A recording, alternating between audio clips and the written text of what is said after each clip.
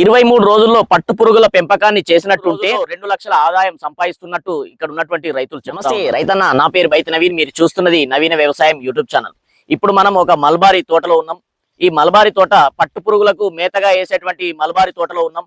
ఇది రాజన్న సిరిసిల్ల జిల్లా ముస్తాబాద్ మండలానికి అతి సమీపంలో ఉన్నటువంటి వ్యవసాయ క్షేత్రం. 25 ఫీట్ల వెడల్పుతోని 50 ఫీట్ల పొడవుతోని ఒక షెడ్ నిర్మాణాన్ని ఏర్పాటు చేసుకున్నాడు.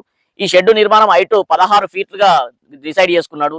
దీంట్లో 4 ఎకరాల్లో మల్బారీ తోట పెట్టి ఈ షెడ్ నిర్మాణానికి దాదాపుగా 12 నుంచి 13 లక్షల రూపాయలు షెడ్ నిర్మాణానికి అయిన ఖర్చు అని చెప్తున్నారు.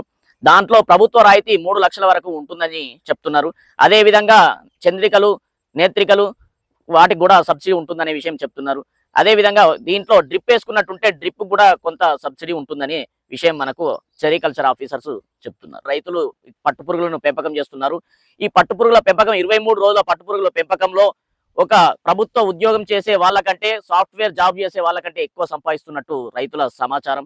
కాబట్టి ఇలాంటి మరిన్ని వివరాల కోసము నవీన వ్యవసాయం యూట్యూబ్ ఛానల్ని సెర్చ్ చేస్తూ చూస్తూ ఉండండి. లైక్ చేయండి, షేర్ చేయండి, సబ్స్క్రైబ్ చేయండి. నమస్తే.